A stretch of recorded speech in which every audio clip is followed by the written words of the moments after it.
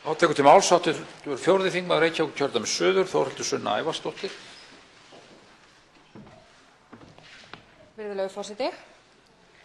Í dag kýs ég að gera að umtalsefni mínu týndar þingsályktanir þessa þings. Í anda nýrra vinnubragða langar mig að minna stjórnarmeirihlutann á og langar mig að ræða við allan þingmenn hér hvernig við sjáum fyrir okkur ný vinnubrögð þegar kemur að eftirfylgni þeirra þingsályktana sem þingið samþykkir hér. Eftirfylgni þeirra tilmæla sem koma frá hinum ýmsu rannsóknarnefndum sem Alþingi skipar. Hvernig fylgjum við því eftir? Hvernig er þinginu ætlað að uppfylla sitt hlutverk sem eftirlitsaðili með framkvæmdarvaldinu og sitt hlutverk sem löggjafi?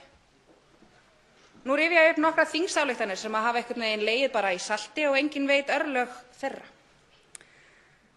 Það má nefna þingsályktun rannsókn á einkavæðingu bankanna, þingsályktun ýmis mál sem tengjast tjáningarfrelsi og höfundarétti eða Icelandic Modern Media Initiative eins og það er oft kallað, sem liggja bara í skúffu í ráðuneyti. Þingsályktun heildarstefnumótun í málefnum heilabilaðra.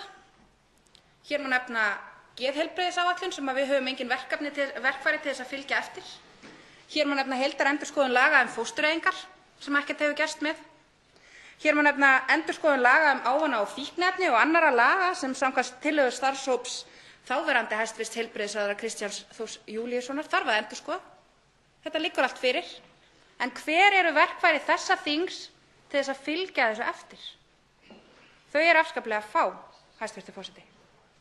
Við höfum engar leiðir nema mögulega fyrirspurnir og skýrslubeiðnir og annað til þess að athuga hvað staða mála er þegar kemur að þessum ályktunum sem þingið samþykkir, þessum fyrirmælum sem við gefum framkvæmdarvaldinu.